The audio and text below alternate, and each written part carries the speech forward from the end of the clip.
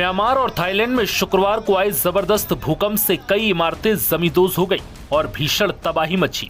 ये भूकंप इतना भयंकर था कि इसका असर बांग्लादेश, बैंकॉक से लेकर चीन, लाओस समेत भारत तक में दिखा। रिक्टर स्केल पर इस भूकंप की तीव्रता 7.7 रही। भूकंप की चपेट में कई गगनचुंबी इमारतें आईं जो जमींदोज हो गई। इस दौरान म्यांमार की सड़कों पर लोग भागते दिखे। लोगों में भूकंप का खौफ साफ साफ दिखाई दे रहा था। इस भीषण भूकंप से अब तक 60 से ज्यादा लोगों की मौत की खबर सामने आई है और ये आंकड़ा लगातार बढ़ता भी जा रहा है। वहीं म्यांमार के मंडाले मस्जिद में 20 लोगों की मौत हो गई। स्थानीय मीडिया की रिपोर्ट के मुताबिक भूकंप के तीव्र झटकों के कारण म्यांमार के मंडालय में एक मस्जिद पूरी तरह से ध्वस्त हो गई। जब ये घटना घटी उस वक्त मस्जिद के अंदर कई लोग मौजूद थे। बीएनओ की रिपोर्ट के मुताबिक म्यांमार में आए भूकंप के कारण अब तक 60 लोगों की मौत हो चुकी है और यह आंकड़ा लगातार तेजी से बढ़ता जा रहा है। म्यांमार के टाउंगो में भी 5 लोगों की मौत हो गई।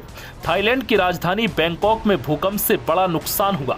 यहां भूकंप से 2 लोगों की मौत की खबर है जबकि दर्जनों लोग घायल हुए हैं। इस दौरान 43 लोग लापता भी हो गए। वहीं म्यांमार में एक घर में भूकंप से फर्श पर दरार आ गई। ये दरार इतनी लंबी थी कि घर के अंदर से लेकर बाहर तक दरार नजर आई। म्यांमार में शुक्रवार सुबह 12 बजे के आसपास भूकंप के झटके महसूस किए गए।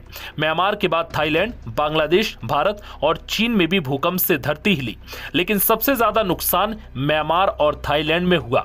भारी तबाही के बीच थाईलैंड के प्रधानमंत्री ने बैंकॉक में इमरजेंसी लगा दी है। So much of tension all around. We can see the cracks. All of us are sitting out hungry. There's small kids who are very scared and they are crying a lot.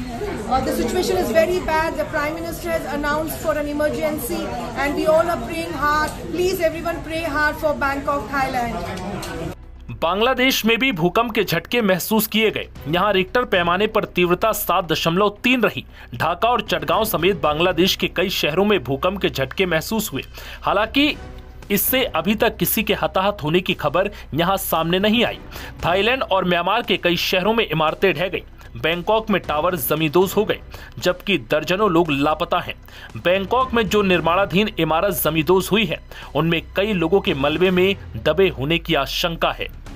भूकंप की वजह से Bangkok पूरी तरह से lockdown है। Metro सेवाएं रोक दी गई हैं। शेयर बाजार में ट्रेडिंग भी थम गया। एयरपोर्ट और सबवे बंद कर दिए गए हैं।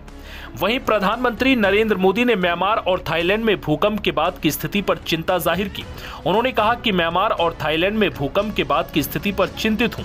सभी की सुरक्षा के लिए प्रार्थना कर रहा हूं। भारत हर संभव सहायता के लिए तैयार है। उन्होंने कहा कि हमने इस संबंध में प्रशासन को सतर्क रहने को कहा है। इसके साथ ही विदेश मंत्रालय से कहा है कि वो म्यांमार और थाईलैंड की सरकारों से संपर्क में रहें।